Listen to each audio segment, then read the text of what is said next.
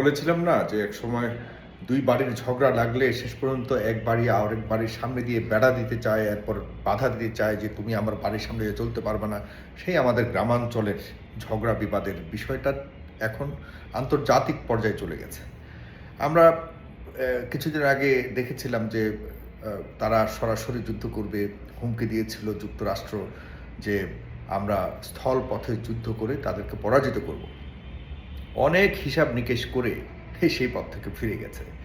তারা আকাশ পথে চেয়েছিল ইরানকে দমাতে, সেটি তো ফেলিউর হয়েছে। তারা আর্থিকভাবে ইরানকে স্যাংশন দিয়ে যুগ যুগ ধরে দমাতে চেয়েছিল, ইরান দমেনি। তারা ইরানের সব প্রধান সারির নেতাদেরকে মেরে ভেবেছিল যে এক রাতেই সেই দেশের ক্ষমতা উল্টে পাল্টে যাবে এবং জনগণ রাস্তায় নেমে আসবে। পারেনি। তারা ধর্মীয় কার্ড ব্যবহার করতে চেয়েছিল, জনগণকে বোঝাবার চেষ্টা করেছিল যে এই দেশের ইরানের নারীরা স্বাধীন নয়, ধর্মীয় বেড়াজালে তাদেরকে আটকে রেখে তাদেরকে জিম্মি করে রাখা হয়েছে। আন্তর্জাতিক মার্কিন মদতপুষ্ট, মার্কিন পা চাটা সকল মিডিয়াতে একযোগে প্রচার হয়েছে যে ইরানে মোল্লাতন্ত্র চলছে, সেখানে নারীদের কোনো স্বাধীনতা নাই। এই কারণে আন্তর্জাতিকভাবে মিডিয়াকে পার্সু করে একাধারে ইরানের বিরুদ্ধে নিউজ করে যুগের পর যুগ সেখানকার জনগণকে, সেখানকার নারীদেরকে উস্কে দেবার চেষ্টা করছে যে তোমরা রাস্তায় নামো তোমাদের স্বাধীনতা অর্জন করবার জন্য, এই তন্ত্রের বিরুদ্ধে দাঁড়াও। সেটিও ফেলিউর হয়েছে। এরপর অবশেষে ট্রাম্পের যে গত 1.5-2 মাস ধরে যুদ্ধ চলছে, সেই সার্বিক আক্রমণের ফলেও ইরানের মানুষ যেভাবে ঐক্যবদ্ধ হয়েছে, সেই ঐক্যবদ্ধ অবস্থায় তারা শেষ পর্যন্ত ইরানের 10টি শর্তের উপর আলোচনা করতে আগ্রহী হয়েছে। পাকিস্তানের সর্বোচ্চ 2জন নেতা সেই আলোচনাটি পরিচালিত করেছেন। 21 ঘন্টা পরিচালিত হবার পর সেখান থেকে কোনো কিছু অর্জিত হয়নি। ইরানের একজন গুরুত্বপূর্ণ নেতা বলেছেন যে যুক্তরাষ্ট্র তাদের চিরাচরিত অহংকার বোধ নিয়ে তারা এসেছিল, তাদের চাপিয়ে দেওয়া সেই দাবিগুলো অথবা তাদের নির্দেশনাগুলো পালন করবার প্রেক্ষিতেই এই যুদ্ধ বন্ধ হবে, এবং তাদের যে অহংকার, মার্কিনী অহংকার, সেই অহংকার নিয়েই তারা কথা বলতে এসেছিল, যার সামনে কোনোভাবেই মাথা নত করেনি। ইরান বলেছে যে আমাদের সকল ফ্রন্টে, আমাদের এই মধ্যপ্রাচ্য জুড়ে তোমাদের দখল তোমরা সরাতে হবে, তোমরা ইমিডিয়েটলি লেবাননের সকল হামলা বন্ধ করতে হবে, তোমরা আশপাশের যত জায়গায় তোমাদের হামলা চলছে, তোমাদের ঘাঁটি রয়েছে, সেগুলিকে সরাতে হবে। এই ধরনের শর্তের উপর আমরা আলোচনা শুরু করতে রাজি আছি। শুরু করার আগেই এই শর্তগুলো দিয়েছে, যার প্রেক্ষিতে লেবাননের কিছুটা অংশ হলেও আক্রমণ কমিয়েছিল ইসরায়েল, এবং ইসরায়েল দ্বিপাক্ষিক আলোচনার জন্য রাজি হয়েছিল। এখন পরিশেষে কি দাঁড়ালো? পরিশেষে দাঁড়ালো যে যুক্তরাষ্ট্র বলেছে যে আমরা একটা চুক্তির জন্য চেয়েছি যে কোনোভাবেই যেন ইরান তাদের নিউক্লিয়ার বোমা না বানাতে পারে, তারা যেন কোনোভাবে ইউরেনিয়াম যে সমৃদ্ধকরণ সেটি যাতে কোনোভাবেই না করতে পারে।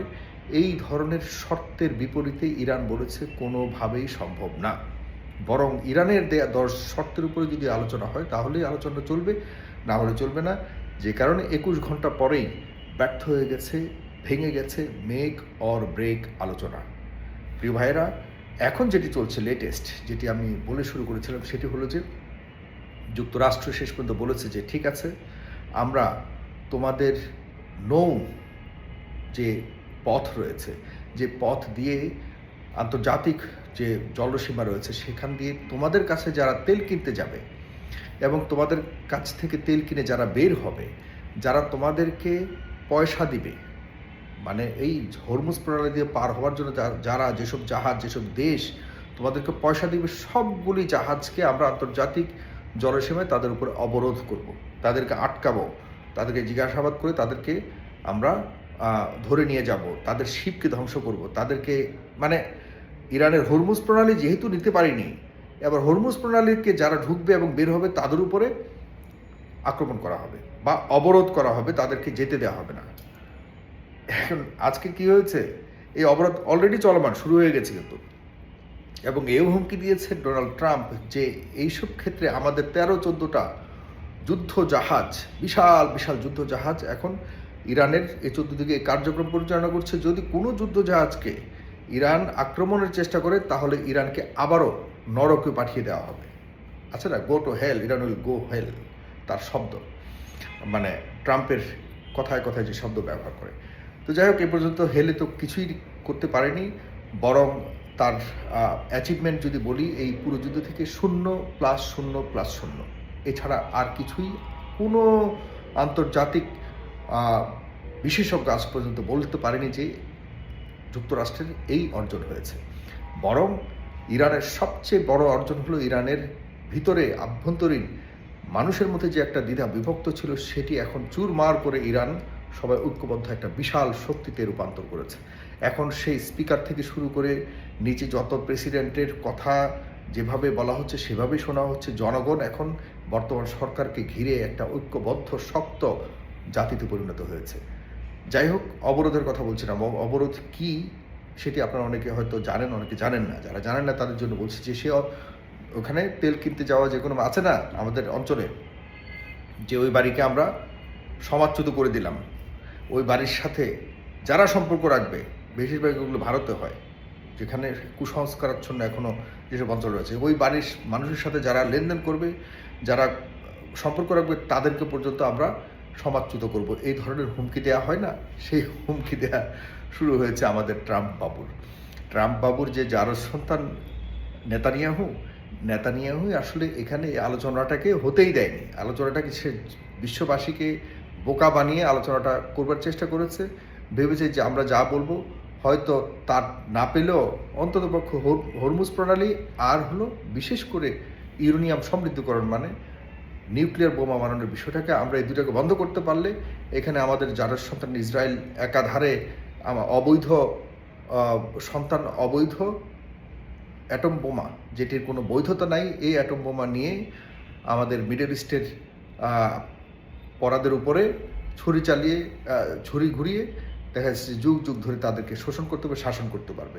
আর হলো এখানে যারা সন্তান তার অন্যান্য যারা সন্তানকে বসবাস করবার জন্য বিশাল জায়নিজমের দেশ গঠন করবে। এই দুটি লক্ষ্য ছাড়া আর কোনো কিছুই না। সুতরাং এগুলি ভেস্তে গেছে। আল্লাহর হুকুম এই ইরান এখানে আছে বলে এখনও পর্যন্ত মনে করি যে মধ্যপ্রাচ্য টিকে আছে তার নিজের শক্তিতে। যাই হোক, আপনারা জানেন যে সৌদি আরবে কিন্তু ইরানের সাথে যোগাযোগ স্থাপন করেছে। টার্কিশ প্রেসিডেন্ট এরদোয়ান কিন্তু অলরেডি ঘোষণা দিয়েছে, কয়েকবারই কথা বলেছে যে কোনো কারণে এই অঞ্চলে যদি হুমকি দেওয়া হয়, আবারও আক্রমণ করা হয়, তাহলে ইসরায়েলের উপরেও তারা আক্রমণ করতে বাধ্য হবে। কারণ হলো এই অঞ্চল যদি আক্রান্ত হয়, এখন টার্কিও নিজেদের উপরে আক্রমণ বা আক্রান্ত বলে ধরে নেবে। সুতরাং আস্তে আস্তে কিন্তু ইসলামিক শক্তিগুলো মাথাচাড়া দিয়ে উঠছে এবং একতাবদ্ধ হয়ে হয়তো একটা বিশাল ঐক্য এবং শক্তিশালী জাতি হিসেবে নিজেদেরকে জানান দেয়া এখন একটা সময়। দেখুন, মানুষের প্রয়োজনে কিন্তু মানুষ ঐক্যবদ্ধ হয়। আগে ঘরে ঐক্যবদ্ধ হয়েছে ইরান, এখন আঞ্চলিক ঐক্যবদ্ধ যদি হতে পারে, দেখেন কি হয়। এরপর আন্তর্জাতিকভাবে যদি ঐক্যবদ্ধ হয়ে যায়, থামাতে পারবে না কেউ। এটি হয়তো কোনো না কোনো উপায়ে আমাদের সৃষ্টিকর্তা সেটি করবার জন্যই কিন্তু এমন একটি অবস্থা তৈরি করেছে।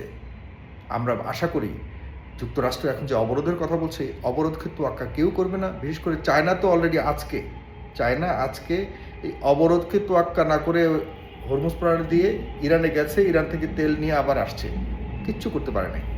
রাশিয়া যাবে, ইরানের সবচেয়ে বড় ক্রেতা কারা? এই বড় বড় দেশগুলি।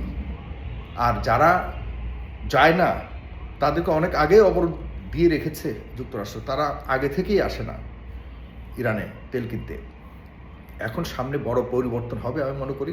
সেই পরিবর্তনের পর ইরান মধ্যপ্রাচ্যের সবগুলো দেশকে নিয়ে সৌদি আরবের সকল সঠিক নেতৃত্বে জাতীয় ঐক্যবদ্ধ হবে, মধ্যপ্রাচ্য ঐক্যবদ্ধ হবে, পৃথিবীর সকল মুসলিম ঐক্যবদ্ধ হবে।